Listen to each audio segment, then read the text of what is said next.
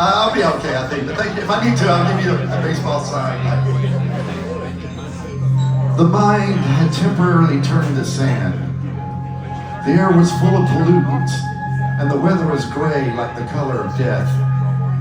Ryder recalled a time on a carefree summer Sunday when grandmother was alive. She had come into town for a visit to the dilapidated old house on Live Oak.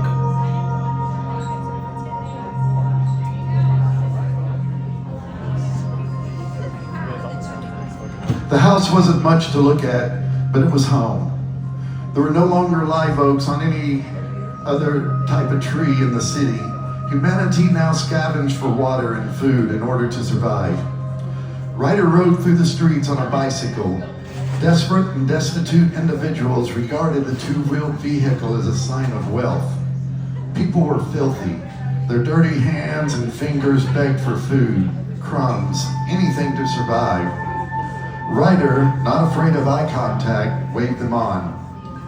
Society survived on starvation pills doled out by the government, along with water purification tablets that made the water safe to drink. Even after applying the purification tablets, the water appeared chalky, proving difficult to stomach. Fresh water, the kind you could see through, was a rarity.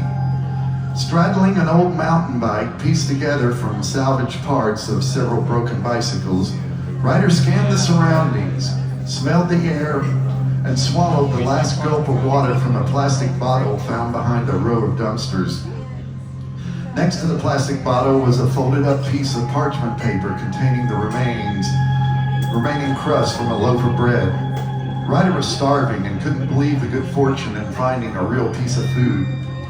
Carefully unwrapping the parchment paper that held the delicate find, Ryder savored the tasty morsels, letting them dissolve slowly in the mouth. Saving a small piece of bread, Ryder gently offered the last bite to a stray mutt that was sniffing about. The dog was a frightful sight and was very cautious of people. He didn't want to come any closer to Ryder than he already was. "Come here, little fella. I won't hurt you," Ryder said. The dog turned his head and stood up to pace. He was curious, yet afraid of the human. The mutt had seen several of his mates captured and killed for food. He didn't want to become someone else's prey, but he was also starving, and this looked like food that the person was offering him. The stray sniffed the air. Ryder continued to gently coax the pup by saying, "Come on, boy, come on, I won't hurt you." The dog eased his way over a little closer, bit by bit, inch by inch. The mangy stray scooched his way closer to the human, eventually standing only an arm length away. Ryder held out the piece of bread, touching it to the dog's snout, who politely licked it into his mouth, inhaling it in less than 2 wags of his tail. Ryder gave the little dog a couple of scratches behind the ears before putting both feet on the pedals, then steering the bike into the direction of the steam rising off the desolate streets that lay ahead. As if blissfully floating through a world with no problems, Ryder rode through the streets without a care. Mind clear, no thoughts of the past or worries of the future, just in the moment, riding. Alone on the melancholy biped, a self-propelling time machine, Ryder's thoughts turned to finding grease for the bicycle's chain. Cruising down the quiet, lonely streets through the polluted fog, Ryder could make out the long, dark outline of people stretching around the block of a barren warehouse. Blank stares were plastered on every face as folks queued up for starvation pills. Starvation pills were handed out by the government to stave off hunger.